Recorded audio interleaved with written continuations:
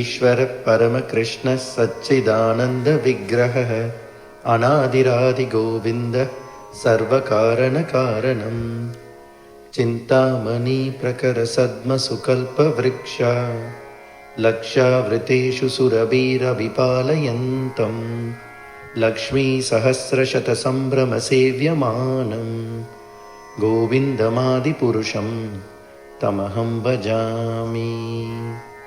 वेणुह्वनन्त्वमरविन्ददलायताक्षं बर्हावतांशमसिताम्बुदसुन्दराङ्गं कन्दर्पकोटिकमनीयविशेषशोभं गोविन्दमादिपुरुषं तमहं भजामि। आलोलचन्द्रकलसद्वनमाल्यवंशी रत्नाङ्गदं प्रणयकेलिकलाविलासं श्यामं त्रिभङ्गललितं नियतप्रकाशं गोविन्दमादिपुरुषं तमहं भजामि। अङ्गानि यस्य सकलेन्द्रियवृत्तिमन्ति पश्यन्ति पान्ति कलयन्ति चिरं जगन्ति आनन्दचिन्मयसदुज्ज्वलविग्रहस्य गोविन्दमादिपुरुषं तमहं भजामि। अद्वैतमच्युतमनादिमनन्तरूपम् आद्यं पुराणपुरुषं नवयौवनं च वेदेषु दुर्लभमदुर्लभमात्मभक्तौ गोविन्दमादिपुरुषं तमहं भजामि। अन्तास्तुकोटिशतवत्सरसम्प्रगम्यो वायोरतापि मनसो मुनिपुङ्गवानां सोऽप्यस्ति यत्प्रपदसीम्नि अविचिन्त्य तत्त्वे गोविन्दमादिपुरुषं तमहं भजामि। एकोऽप्यसौ रचयितुं जगदण्डकोटिं यच्चक्तिरस्ति जगदण्डचयायदन्तः अण्डान्तरस्थपरमाणुचयान्तरस्थं गोविन्दमादिपुरुषं तमहं भजामि। यद्भावभावितधियो मनुजास्तथैव सम्प्राप्य रूपमहिमासनयानभूषाः सूक्तैर्यमेव निगमप्रथितैस्तुवन्ति गोविन्दमादिपुरुषं तमहं भजामि।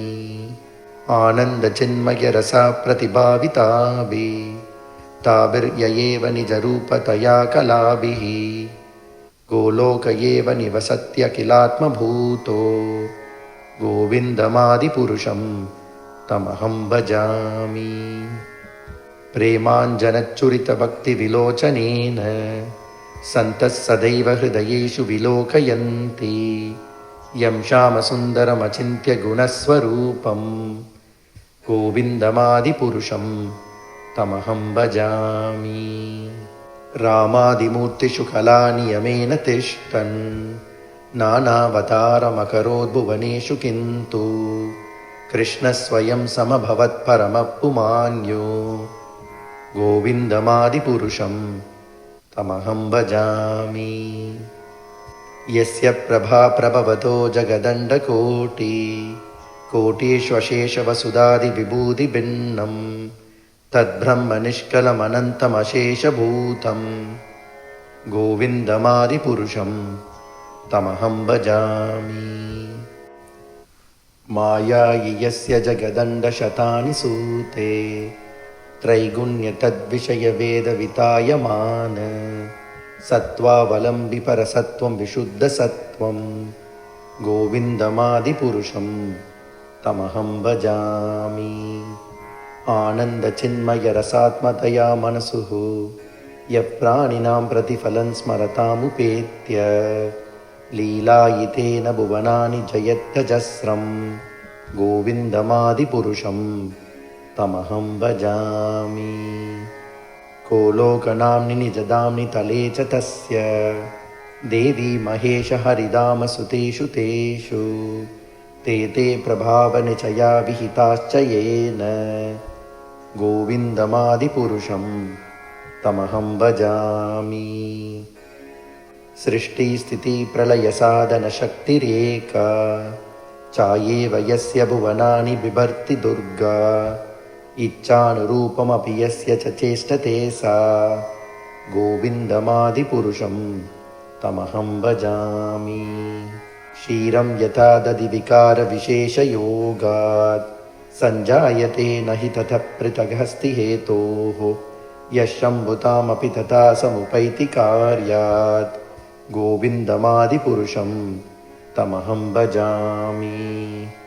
दीपार्चर्येव हि दशान्तरमभ्युपेत्य दीपायते विवृतहेतुसमानधर्म यस्तादृगृहे वही च विष्णुतया विभाति गोविन्दमादिपुरुषं तमहं भजामि।